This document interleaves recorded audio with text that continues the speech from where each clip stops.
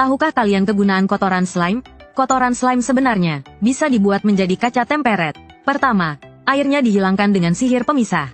Lalu, kotoran slime ditambahkan lagi. Setelah diulang beberapa kali, kotoran tersebut akan berubah menjadi kaca temperet yang bening. Kekerasannya bahkan tahan terhadap benturan level 10. Tokoh utama kita adalah pria yang diberkati dewa, dan tinggal sendirian di hutan.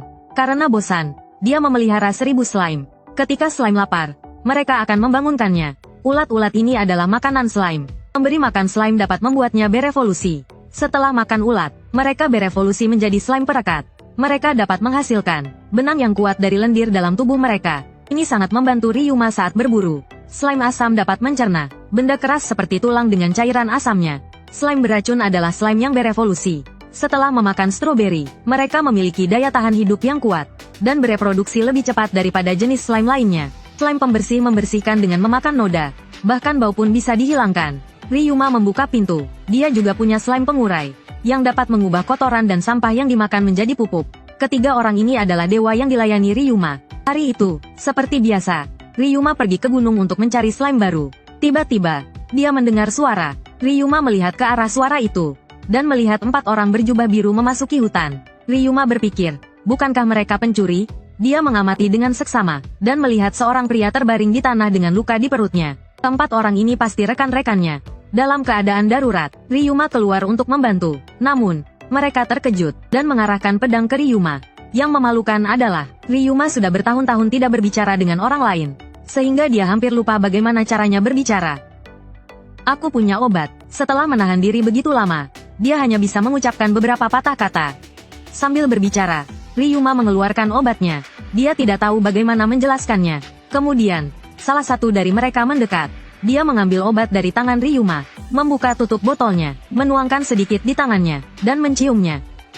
Dia berbalik dan berkata, aman, ini memang obat. Setelah memastikan obatnya tidak beracun, mereka memberikannya kepada rekan mereka. Lalu Ryuma yang baik hati berkata, rumahku bisa istirahat, mau istirahat? Para bangsawan itu pun mempercayainya untuk sementara. Dalam perjalanan, para bangsawan itu bingung, mengapa Ryuma berada di hutan sendirian, dengan pakaian berburu. Tiba-tiba Ryuma berhenti, dan berkata, sepertinya dapat buruan, sebentar lagi datang. Para bangsawan itu terkejut, sekelompok slime hijau, mereka langsung bersiap bertarung. Ryuma segera melindungi para slime, bukan musuh. Setelah bertanya, barulah mereka tahu, bahwa itu semua adalah monster hutan peliharaan Ryuma. Akhirnya sampai di depan rumah. Namun, yang ada di hadapan mereka adalah dinding batu. Para bangsawan mengira mereka sudah sampai di ujung jalan. Saat itu, Ryuma mengangkat tangannya. Sebuah lingkaran sihir muncul di dinding batu. Tak lama kemudian, sebuah lubang muncul di dinding. Mereka berpikir bagaimana Ryuma yang masih kecil bisa menggunakan sihir seperti itu. Masuk ke dalam, mereka merasa aneh. Dari perabotannya, memang terlihat seperti rumah orang yang tinggal sendiri. Tapi usia Ryuma tidak sesuai dengan tindakannya. Ini sungguh luar biasa. Sambil berkata begitu, Ryuma membawa sebuah kotak kecil berisi ramuan penyembuh untuk mereka. Para bangsawan mengira itu sangat berharga. Ryuma bilang tidak apa-apa, dia bisa membuat sebanyak yang mereka mau. Mereka semua menatapnya dengan terkejut. Ryuma segera mengalihkan pembicaraan. 2 slime kecil membawakan teh. Ada es di dalamnya. Es itu juga dibuat Ryuma dengan sihir. Identitas hebatnya hampir terbongkar. Untuk menguji Ryuma, mereka mengeluarkan bola kristal. Dengan menyentuh bola kristal ini, baik orang baik, orang jahat, atau tingkat kemampuan, akan terungkap. Ryuma meletakkan tangannya di atasnya. Kristal itu tidak berubah merah. Bahkan satu keahlian bertarung pun tidak muncul. Namun, kemampuan rumah tangganya level 10. Ketahanan mental level 9. Mereka tidak bisa membayangkan apa yang telah dialami bocah 11 tahun ini. Setelah yang terluka pulih, para bangsawan pun pulang. Mereka meninggalkan pesan. Jika ada masalah, datanglah ke kota Lanak untuk meminta bantuan. Baiklah, mereka pun berbalik dan pergi. Ternyata Ryuma bukanlah anak berusia 11 tahun. Dan juga bukan berasal dari dunia ini. Sebenarnya, 3 tahun lalu dia sudah meninggal. Saat itu, dia bekerja di perusahaan yang kejam. Bekerja lembur selama beberapa hari. Atasannya terus menuntut hal-hal yang berlebihan. Dan dia juga tidak punya liburan. Suatu hari, ketika tersadar, dia sudah berada di tempat asing. Ketika tahu bahwa dia sudah mati, reaksinya biasa saja. Malahan, dia merasa terbebas. Ketiga orang ini adalah yang disebut dewa. Dia adalah Dewi Penciptaan, Gain. Dia adalah Dewi Cinta, Lulutia. Dia adalah Dewi Kehidupan, Kufo. Karena sihir di dunia para dewa hampir habis. Sementara sihir di bumi tidak terpakai. Mereka berencana untuk mengirimkan Ryoma dan sihir bumi ke dunia mereka. Ryoma akan bereinkarnasi ke dalam tubuh bocah 8 tahun, dan ketiga dewi akan memberinya semua atribut sihir. Dengan persetujuan para dewa, Ryoma akan memulai kehidupan barunya. Sebelum pergi, ketiga dewa berkata, "Jika kau pergi ke kota, pergilah ke gereja. Dengan keterampilan keimaman, kau bisa berbicara dengan mereka." Diperhatikan oleh para dewa seperti ini. Ini pertama kalinya dia merasakan kehangatan. Kemudian, Ryoma diteleportasi. Dia datang ke dunia lain ini sebagai Ryoma Takebayashi yang berusia 8 tahun. Dan terlahir kembali. Para dewa juga memberinya panduan untuk kehidupan barunya. Dia sampai di depan pohon besar. Dengan mudah, dia menendang pohon itu hingga patah.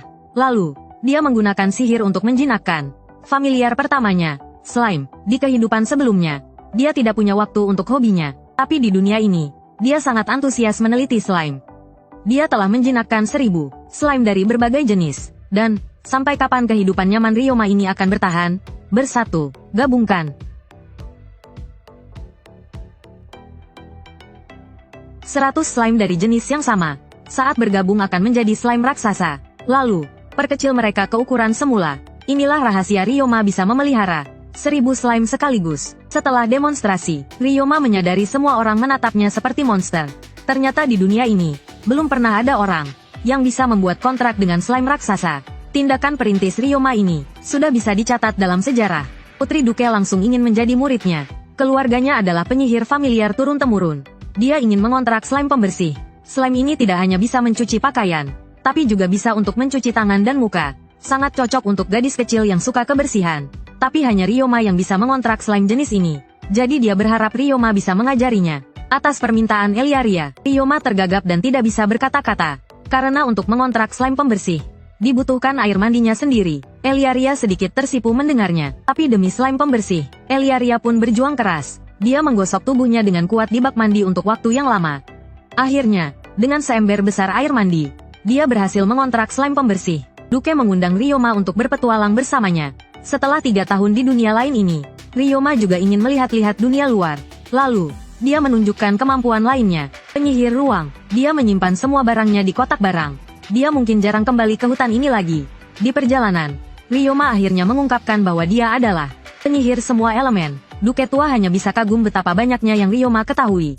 Di tengah perjalanan, mereka bertemu hujan deras. Jalan mereka terhalang oleh tanah longsor. Memutar jalan akan memakan waktu 3 hari. Membersihkan tanah longsor juga akan memakan waktu 3 hari. Saat Duke ragu harus berbuat apa, Ryoma menunjukkan kemampuan lainnya. Pertama, dia mengganti pakaiannya dengan jas hujan yang terbuat dari lendir slime. Lalu, dia keluar dan membuat penghalang besar untuk menghalangi air hujan. Lalu dia menggunakan sihir untuk mengubah lumpur menjadi batu. Tunggu sampai slime memindahkan batu-batu itu. Tidak hanya membersihkan jalan, tapi juga mendapatkan banyak bahan bangunan. Cairan merah ini adalah slime darah. Slime jenis ini suka menghisap darah hewan. Tokoh utama menangkap seekor tikus dan meletakkannya di tanah. Ia menempel padanya dan langsung meminum darahnya. Setelah selesai minum, ia masuk ke dalam tubuh tikus melalui lukanya. Tubuh tikus itu menggeliat sebentar, lalu perlahan mengering. Melihat pemandangan yang begitu ajaib, tokoh utama mengambil slime ini dan menyukainya. Slime darah, mulai sekarang mohon bantuannya. Saat pertama kali datang ke dunia lain, dewa pernah berpesan kepada tokoh utama untuk mengunjunginya jika ada waktu. Maka tokoh utama pergi ke gereja dan menggunakan kristal di tempat pembaptisan untuk berkomunikasi dengan dewa. Pertama, pasang papan kristal ke dalam slotnya, lalu usap bola kristal dengan tangan. Setelah kilatan cahaya, tokoh utama berhasil sampai di hadapan dewa. Tapi terakhir kali dia kesini seperti ini adalah 3 tahun yang lalu setelah dia meninggal di bumi. Tokoh utama terkejut dan mengira dia mati lagi. Setelah dijelaskan, dia baru tahu bahwa berkomunikasi dengan dewa berarti membiarkan jiwanya memasuki ruang tempat dewa berada. Setelah komunikasi selesai, jiwanya dapat kembali kapan saja. Begitu mulai berbicara, dewa langsung iri pada tokoh utama. Dia telah memaksimalkan potensi slime dan menjalani kehidupan modern seperti di bumi di dunia lain. Dan slime pembersih yang dia ciptakan, dan slime pemakan bangkai, adalah spesies baru yang belum pernah ada di dunia ini. Dewa berjanggut putih sangat senang karena slime adalah ciptaannya. Awalnya dia hanya memberi slime kemampuan beradaptasi dengan lingkungan dan bereproduksi. Tetapi tokoh utama memberi mereka lebih banyak ruang untuk berevolusi. Anak laki-laki ini dapat mengendalikan ribuan slime secara bersamaan. Tetapi dianggap oleh Guild Penjinak Binatang sebagai pemula yang sangat langka, hanya karena mereka menggunakan kekuatan makhluk jin untuk membedakan tingkat penjinak binatang. slime sebagai monster terlemah dalam sejarah. Meskipun tokoh utama dapat mengendalikan 1000 sekaligus, ia masih dianggap sebagai penjinak binatang tingkat terendah. Dengan terpaksa, tokoh utama hanya bisa mendaftar ke Guild Petualang, karena di sana yang diutamakan adalah kemampuan bertahan hidup dan kemampuan bertarung. Tetapi ketika datang ke Guild Petualang, penguji masih tidak optimis dengan anak kecil seperti Ryoma. Dia hanya bisa membuktikan dirinya dengan kekuatannya. Tes pertama adalah memanah. Peserta hanya memiliki 5 anak panah. Setiap anak panah harus mengenai sasaran untuk dianggap lulus. Ryoma mencoba 2 anak panah dan keduanya tepat mengenai sasaran. Akhirnya, dia langsung menembakkan 3 anak panah sekaligus, dan mendapat seruan kagum dari penonton. Tes kedua adalah menembak sasaran bergerak. Konon tes ini dibuat oleh seorang penyihir yang menggunakan senapan gentel. Ternyata ada senapan gentel di dunia lain. Ryoma langsung tahu orang ini adalah seorang reinkarnator, bisa membawa senjata ke dunia sihir. Orang ini pastilah tokoh utama dari suatu era. Namun, target bergerak masih belum bisa menghentikan Ryoma. Setiap panahnya masih tepat mengenai sasaran. Terakhir, ia bahkan menunjukkan kemampuannya menembakkan 4 panah sekaligus. Saat semua orang tercengang, penguji tiba-tiba menyerang Ryoma dari belakang. Ryoma menangkap belati itu dan melemparkannya kembali. Ia langsung menggunakan sihir untuk membalas. Berhenti, maaf, permisi, tesnya sampai di sini saja. Ternyata, serangan mendadak juga merupakan bagian dari tes. Seorang pemanah tidak boleh lengah terhadap bahaya.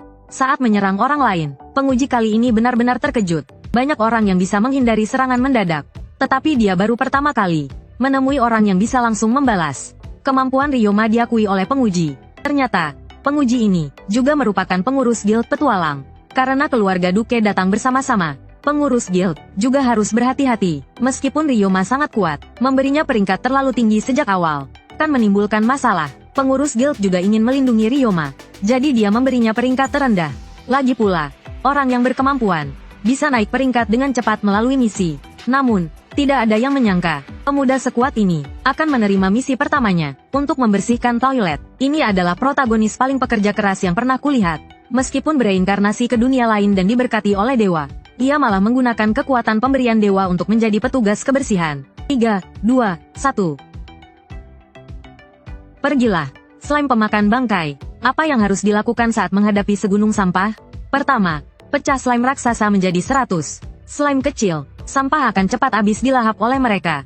Setelah memakan sampah terakhir, sebuah lubang muncul. Pertama, bersihkan tempat sampah dengan sihir air. Lalu gunakan sihir tanah untuk mengubah tanah menjadi batu bata. Kemudian, suruh slime menutup lubang dengan batu bata. Pekerjaan membersihkan tempat sampah selesai. Kembali ke Guild Petualang, Ryoma mendapatkan hadiah yang besar. Karena pekerjaannya diselesaikan dengan sangat baik, Ryoma dipanggil ke kantor. Ketua Guild memintanya untuk membersihkan semua toilet di kota. Ryoma langsung menyetujuinya tanpa berpikir panjang. Namun, masalahnya tidak sesederhana yang ia pikirkan. Toilet umum biasanya dibersihkan oleh orang-orang dari daerah kumuh. Tetapi seseorang menggelapkan gaji mereka, menyebabkan mereka mogok kerja. Toilet umum sekarang sudah berbulan-bulan tidak dibersihkan. Silakan bayangkan sendiri betapa buruknya kondisi di sana. Namun, Ryoma tetap menerima pekerjaan ini. Sesuai janji, ia datang ke depan toilet umum, dan melihat bau busuk yang menyengat telah membentuk kabut. Ada 30 toilet seperti itu, masing-masing dengan lebar 7 meter dan panjang 2000 meter. Mengenakan sepatu bot karet, mengenakan sarung tangan karet, mengenakan pakaian pelindung. Setelah mengincar kacamata pelindung slime, Ryoma menyelesaikan semua persiapan, membuka pintu toilet. Segunung debu abu-abu menyambutnya. Slime pemakan bangkai menerjang tanpa rasa takut, melahap kotoran tanpa ampun. Setelah slime melahap semua kotoran, Ryoma membersihkan toilet dengan sihir air.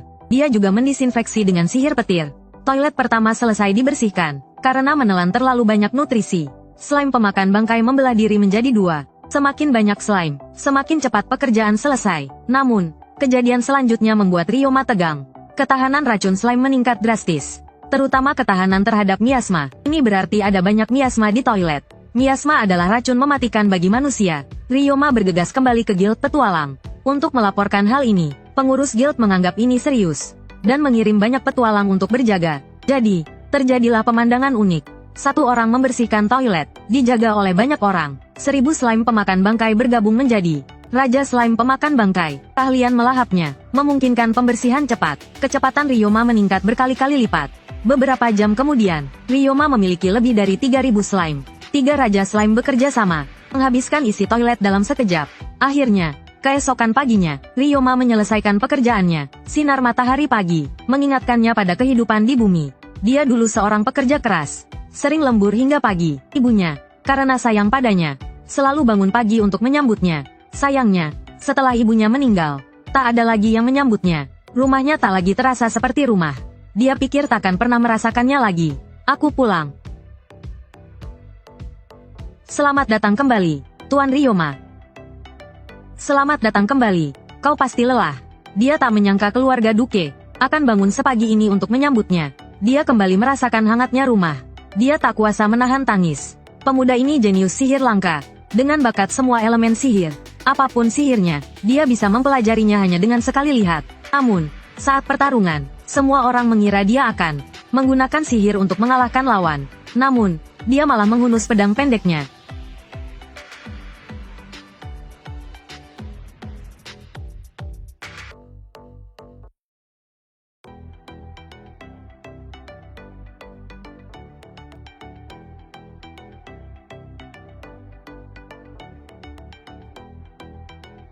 Semua orang terkejut. Kau yakin kau penyihir, bukan prajurit? Setelah mengalahkan monster kecoa, mereka menemukan slime logam di terowongan. Slime ini sangat langka. Elia langsung menyerbu, membuat dinding es untuk menghalangi jalan slime, lalu menerkam dan memeluknya. Slime yang sangat berharga ini. Sang protagonis menyarankan agar dia segera membuat kontrak. Namun, Arya malah memberikannya langsung kepada sang protagonis. Bolehkah aku menerimanya? Tentu saja, ini adalah mas kawinku untukmu. Setelah keluar, semua orang melaporkan penemuan mereka di tambang. Monster di dalam sudah merajalela. Jika tidak segera dimusnahkan, mereka akan menjadi ancaman bagi kota setelah mereka bertambah kuat. Guild petualang juga memperhatikan situasi ini, dan segera mengerahkan semua petualang untuk memusatkan kekuatan dan menyerang tambang yang ditinggalkan. Kali ini, sang protagonis mendapat perlakuan khusus lagi, dan ditempatkan dalam satu grup dengan sekelompok wanita cantik, wanita kucing, wanita kelinci, wanita harimau, wanita anjing. Mana yang kamu suka? 4.000 slime melawan 2.000 goblin. Siapa yang akan menang? Episode sebelumnya menceritakan tentang guild petualang yang mengumpulkan kekuatan untuk membersihkan monster di tambang yang ditinggalkan. Setelah pertempuran dimulai, mereka menyadari bahwa mereka telah jatuh ke dalam perangkap goblin. Goblin berpura-pura lemah untuk memancing manusia ke kedalaman tambang, lalu memusatkan kekuatan untuk memusnahkan mereka. Tidak disangka, di zaman sekarang, monster pun menjadi cerdik. Sebaliknya, kecerdasan manusialah yang kurang. Awalnya, tugas pembasmian mereka berjalan sangat lancar. Ia, dengan indera penciumannya yang tajam, merasakan sekelompok besar monster di depan. Benar saja, atap gua dipenuhi dengan kelelawar monster yang tak terhitung jumlahnya. Namun, bagi para petualang lainnya, kelelawar monster yang sangat sulit dihadapi dapat diatasi oleh sang protagonis hanya dengan satu sihir. Ledakan Sonic. Baiklah. Ayo masuk. Mereka memasuki tambang. Di dalam, bangkai kelelawar sudah menumpuk seperti gunung. Rekan satu timnya hanya bisa terdiam. Kehadiran sang protagonis bagi kelelawar ini benar-benar sebuah bab. Makanan sebaik ini tidak boleh disia-siakan. Ryoma memanggil slime raksasa dan membiarkan mereka berpisah menjadi individu-individu. Lalu mereka melahap kelelawar. Dengan begini, tidak hanya membersihkan bangkai monster, tetapi slime yang kenyang juga membelah diri menjadi lebih banyak lagi. Selanjutnya, mereka menemukan sebuah koloni dengan 500 goblin. Para petualang pun berkumpul, dan memanfaatkan keuntungan geografis untuk mengurangi jumlah goblin secara perlahan. Tetapi goblin sepertinya semakin banyak terbunuh. Para petualang juga menyadari, bahwa goblin sepertinya lebih dari 500. Mungkin ada 1000. Sambil bertarung, mereka menyadari lagi, bahwa bukan 1000 goblin, setidaknya ada 2000. Para petualang dalam bahaya. Sang protagonis tidak lagi menyembunyikan kekuatannya, dan menyuruh semua petualang untuk mundur. Dia memanggil pasukan slime dan menyerbu. Penghalang suara. Ledakan Sonic. Satu sihir ledakan Sonic membuat para goblin kehilangan kemampuan bertarung. Pasukan slime menyerbu. Yang punya skill, gunakan skill. Yang tidak punya skill, gunakan tongkat untuk memukul. Para goblin langsung kocar-kacir. Para petualang pun datang untuk menghabisi mereka. Namun, saat mereka mengira kemenangan sudah di depan mata, seorang komandan goblin muncul dari kedalaman gua, bersama banyak goblin bergigi tajam. Pertempuran sesungguhnya akan segera dimulai. Sang protagonis memberi perintah kepada pasukan slime-nya untuk melancarkan serangan terakhir ke para goblin. Dengan satu aba-aba darinya, ribuan slime berubah menjadi banjir bandang, dan langsung menenggelamkan komandan goblin. Setelah pertempuran usai, semua orang kotor. Sang protagonis menyuruh slime pembersih untuk merayap ke tubuh semua orang dan menggosoknya. Tubuh setiap orang pun menjadi bersih kembali. Noda goblin sebenarnya tidak bisa dicuci. Mereka semua berencana membuang peralatan mereka dan membeli yang baru. Tapi berkat aksi sang protagonis, mereka semua menghemat uang untuk membeli peralatan baru. Semua orang tercengang. Dengan keahlian seperti itu, kenapa masih jadi petualang? Buka saja Binatu. Pasti untung besar. Saat keluar dari tambang, mereka menemukan hal baru. Ternyata banyak petualang yang terluka. Karena kekurangan tenaga medis, sang protagonis pun menyuruh slime penyembuh untuk membantu. Karena terlalu lama membantu penyembuhan, slime penyembuh pun mempelajari penyembuhan cepat. Efisiensi penyembuhan mereka lebih cepat daripada petualang spesialis medis. Ini pertama kalinya slime membangun rumah. Slime pemakan bangkai memakan rumput liar di sekitar. Slime asam membersihkan puing-puing bangunan. Berbagai macam sampah langsung meleleh karena asam. Pertama, mereka merancang struktur rumah. Lalu, mereka mengubah tanah menjadi batu bata. Dengan begini, mereka tidak hanya mendapatkan bahan bangunan, tetapi juga menggali fondasi ruang bawah tanah. Mereka menggunakan sihir untuk mengeraskan fondasi. Hasilnya lebih kuat dari beton semen dan kerikil. Slime membangun pilar penyangga, dan menyemprotkan lapisan lendir. Hanya dalam 1 hari, sebuah bangunan dengan 1 lantai bawah tanah dan 2 lantai di atas tanah selesai dibangun. Ryoma ingin membuka Binatu di sini. Dia baru saja mengutarakan keinginannya untuk pindah dari kediaman Duke. Keluarga Duke sangat terkejut. Namun, Ryoma tidak bisa terus menerima kebaikan Duke. Selama ini dia selalu dirawat. Dia takut jika terbiasa, dia tidak bisa hidup mandiri. Meskipun mereka merasa anak berusia 11 tahun. Seharusnya masih manja, karena Ryoma bersikeras untuk pergi. Keluarga Duke tidak menghalanginya. Namun, berbisnis juga merupakan sebuah ilmu. Dia harus bertanya kepada orang yang berpengalaman. Maka, Elia menemani Ryoma untuk menemui pedagang besar, Sergei. Melihat pakaian yang dicuci slime begitu bersih, Sergei juga sangat terkejut. Dengan keahlian Ryoma, membuka Binatu pasti akan sangat menguntungkan. Atas saran Sergei, Ryoma memutuskan untuk mendaftar ke guild pedagang. Mereka bertiga pergi ke guild pedagang. Ketua guild adalah seorang wanita tua. Setelah melihat kemampuan slime pembersih, dia juga setuju Ryoma membuka Binatu.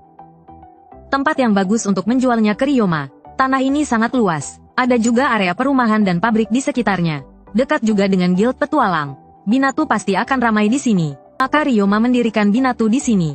Untuk hal sebesar membuka toko, Ryoma merasa harus berterima kasih kepada para dewa. Jadi, Ryoma pergi ke ruang dewa.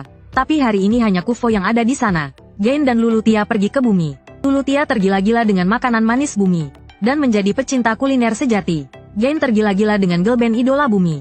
Dan menjadi penggemar berat. Sebenarnya Kufo juga pernah ke bumi sebelumnya. Seperti hutan hujan Amazon, gurun Sahara, ngarai laut dalam, dan Atlantis. Ryoma berkeringat deras. Tempat-tempat aneh apa itu? Bahkan dia, yang berasal dari bumi, belum pernah ke sana. Karena hanya ada satu dewa yang bertugas. Waktu Ryoma di sana menjadi lebih singkat. Sebelum pergi, Kufo mengingatkan Ryoma bahwa mentalnya dipengaruhi oleh tubuhnya yang mengecil. Dan kepribadiannya akan perlahan-lahan kembali seperti anak kecil. Ryoma tiba-tiba mengerti. Pantas saja dia, pria berusia 40 tahun, bisa akrab dengan anak kecil seperti Elia. Bocah 11 tahun membuka Binatu unik. Slime pembersih mencuci pakaian. Slime besi menjadi setrika. Pakaian dicuci dengan sangat bersih. Tetapi karyawannya tidak optimis dengan toko ini. Slime yang bisa mencuci pakaian belum pernah terdengar. Apalagi pemiliknya masih bocah 11 tahun. Untuk berterima kasih atas bantuan semua orang, Ryoma mengadakan pesta resepsi sebelum pembukaan. Dia mengundang semua orang yang dia kenal. Semua orang berjanji akan datang tepat waktu. Makanan di pesta itu sangat melimpah. Semua orang yang diundang Ryoma datang. Saatnya berpidato. Ryoma sedikit tersipu di bawah tatapan semua orang. Ini seperti rapat pagi di bumi. Saat itu, tidak ada yang mendengarkannya. Sedangkan di dunia lain ini, dia dihormati oleh semua orang. Kedua karyawan juga mengubah pandangan mereka tentang Ryoma. Meskipun bos ini masih muda, dia dipercaya oleh banyak orang penting. Pasti ada sesuatu yang istimewa tentang dirinya. Setelah pesta usai, Ryoma bertanya kepada mereka berdua, apakah mereka mau tetap bekerja? Tolong izinkan kami bekerja di sini. Kalian mau? Ya, terbukti pesta resepsi kemarin sangat bermanfaat. Setelah makan makanan Ryoma, semua orang ingin membalas budi. Mereka tidak hanya membantunya memasang poster di guild petualang, tetapi juga ada yang khusus pergi ke jalan untuk mempromosikannya. Ryoma pikir hari pertama Binatu dibuka, tidak akan ada pelanggan, jadi dia menerima misi petualang untuk menghabiskan waktu. Tapi ketika dia kembali setelah menyelesaikan misi, dia mendapati pintu tokonya hampir jebol karena pelanggan. Tak disangka, hari pertama buka sudah seramai ini. Ryoma segera membantu. Mereka bertiga sibuk sampai malam. Ryoma merasa tidak enak, membuat mereka bekerja dari pagi hingga malam, tanpa waktu istirahat. Malam itu juga dia pergi ke asosiasi pedagang untuk mencari karyawan baru. Ketua asosiasi dengan senang hati membantu Ryoma, dan berjanji akan mencarikan beberapa orang untuk dipilihnya. Setelah seharian bekerja keras, Ryoma hampir pingsan. Ini lebih melelahkan daripada menjadi pekerja kantoran di bumi. Tapi saat itu, hidupnya terasa hampa. Meskipun sekarang lebih lelah, hatinya terasa senang. Bola besi besar dan bulat ini sebenarnya adalah metal slime. Ia memakan biji besi, dan tubuhnya sangat keras. Ryoma ingin tahu, apakah selain tahan serangan fisik, ia juga memiliki ketahanan lain. Pertama, ia mencoba mendekatkan segelas racun. Metal slime tidak bereaksi. Jelas, ia kebal racun. Lalu, ia mencoba lendir. Metal slime tetap tidak terpengaruh. Namun, saat melihat cairan asam, metal slime mulai gemetar. Ternyata, seperti logam biasa, ia rentan terhadap korosi asam. Jadi, di dunia ini, tidak banyak yang bisa mengalahkannya. Sayangnya, slime sekuat ini hanya dijadikan setrika oleh Ryoma. Cleaning slime dijadikan mesin cuci, mencuci dengan sangat bersih. Metal slime dijadikan setrika, menyetrika dengan sangat rapi. Bisnis laundry Ryoma semakin ramai. 2 karyawan dan Ryoma kewalahan. Ia harus mempekerjakan lebih banyak orang. Namun, melihat bosnya hanyalah seorang anak kecil, beberapa orang mengurungkan niat, apalagi setelah mendengar mereka harus bekerja dengan slime. Lebih banyak orang yang khawatir. Setelah Ryoma selesai menjelaskan, banyak orang pergi, hanya 2 orang yang tersisa, dan mereka tampak berbeda. Ternyata mereka adalah ayah dan anak. Dulu mereka adalah pembunuh bayaran. Setelah melarikan diri dari negara lain ke sini, mereka pensiun. Insting mereka sebagai pembunuh bayaran masih ada. Mereka juga menyadari Ryoma berbeda dari orang biasa. Ryoma berpikir, tebakan kalian tepat. Aku bereinkarnasi dari bumi. Tentu saja aku berbeda dari orang biasa. Awalnya mereka mengira setelah identitas mereka terbongkar, mereka tidak akan diterima. Tapi Ryoma tetap mempekerjakan mereka. Orang yang bisa menjadi pembunuh bayaran pasti hebat. Biasanya mereka bisa jadi pelayan. Dan saat toko dalam bahaya, mereka bisa jadi pengawal. 2 orang bisa melakukan pekerjaan 4 orang. Setelah 1 hari percobaan, Ryoma keduanya cukup bagus. Ia memanggil Healing Slime untuk menyembuhkan pria itu. Ternyata sebelum datang ke Ryoma, pria itu bekerja sebagai penambang. Karena kakinya terluka, ia terpaksa mencari pekerjaan baru. Ku dengar slime bisa menyembuhkan orang. Awalnya, mereka berdua tidak percaya. Tapi setelah diobati slime, pria itu terkejut menemukan kakinya langsung sembuh. Setelah itu, mereka berdua bekerja lebih keras. Ryoma bertanggung jawab memasak untuk semua orang. Tapi pekerjaan utamanya tetaplah seorang petualang. Dan dia tidak bisa terus-menerus memasak. Lagi pula, bisnis laundry semakin baik. Dan 4 orang di luar kewalahan. Ryoma terpaksa menambah karyawan lagi. Kali ini, dia tidak hanya merekrut 3 karyawan sekaligus, tapi juga secara khusus merekrut seorang koki. Meskipun sudah ada banyak orang yang membantu, antrean orang yang ingin mencuci pakaian masih mengular sampai keluar pintu. Melihat bisnis laundry Ryoma yang begitu ramai, keluarga Duke juga terkejut. Meskipun mereka tahu Ryoma pasti akan sukses, pemandangan ini jauh melebihi harapan mereka. Slime ini sedang melahap bubuk besi. Ryoma ingin mencoba membuat slime logam dengan bubuk besi. Tapi dia tidak tahu, slime logam tidak berevolusi dengan memakan bubuk besi. Karena guild pedagang memesan banyak kain tahan air dari Ryoma, dia berencana untuk memproduksinya secara massal di tambang yang terbengkalai. Eliaria juga ikut ke sana untuk berlatih biola, sehingga Ryoma dapat bekerja sambil menikmati musik. Benar saja, dengan bantuan musik Eliaria, efisiensi kerja Ryoma dan slime meningkat pesat. Pertama, pasang rangka dan gantung kain putih. Lalu biarkan slime lendir terus menyemprotkan lendir. Selanjutnya, tinggal tunggu lendirnya mengering. Dan kain tahan air yang baru pun jadi. Sambil menunggu kain tahan air mengering, Ryoma membuatkan beberapa boneka batu untuk Eliaria. Eliaria menerimanya dengan gembira. Sebagai tanda cinta mereka, Ryoma langsung membuatkan belasan boneka untuknya. Keluarga Duke mendapat 1 boneka masing-masing. Namun, Eliaria mengatakan masih ada yang kurang. Karena tidak ada boneka Ryoma sendiri. Baginya, Ryoma sudah seperti keluarganya. Bisnis laundry semakin ramai, dan 7 atau 8 karyawan masih sibuk bekerja. Untungnya, Ryoma tidak perlu turun tangan sendiri. Dia pergi ke tambang yang terbengkalai untuk terus memproduksi kain tahan air. Tiba-tiba, ada gelombang aneh yang datang. Itu berasal dari slime yang terus melahap bubuk besi. Akhirnya ada reaksi. Ada apa? Evolusi. Slime yang telah berevolusi ini jauh lebih berat daripada slime logam biasa. Setelah diidentifikasi, ternyata ia telah berevolusi menjadi slime baja. Setelah membandingkan kedua slime tersebut, baru diketahui, jika slime hanya makan bubuk besi, ia akan berevolusi menjadi slime baja. Jika ingin slime logam, perlu membuatnya menelan berbagai jenis logam. Siapa yang lebih kuat? Ryoma atau Raja Slime pemakan bangkai? Lihat ini, Ryoma terbang ke depan dan melancarkan pukulan. Setelah mengenai slime, dia malah terpental. Karena perbedaan ukuran yang terlalu besar, serangan fisik Ryoma tidak mempan. Slime itu juga membalas dengan tentakelnya yang tebal. Longma membuat dinding batu sebagai pertahanan. Ia pikir dinding batu yang kokoh ini akan bertahan lama. Tak disangka, slime ini ternyata licik.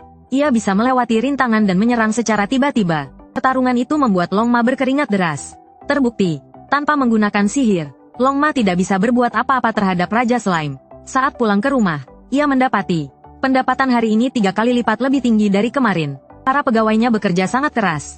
Namun, Longma menyadari suatu masalah.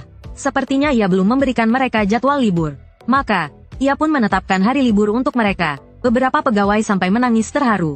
Ternyata di dunia ini, para pekerja tidak mengenal hari libur. Di sini, majikan yang membayar gaji tepat waktu sudah dianggap baik. Biasanya, gaji mereka sangat rendah. Gaji yang tertunda adalah hal biasa. Para wanita bahkan bisa mengalami pelecehan seksual. Karena Longma begitu baik kepada mereka, semua pegawai berjanji akan bekerja dengan sungguh-sungguh untuk membalas budi. Semua yang dilakukan Longma diamati oleh para dewa. Para dewa sangat puas dengan kerja keras dan kebaikannya. Membawa Longma ke dunia ini, jelas merupakan pilihan yang tepat.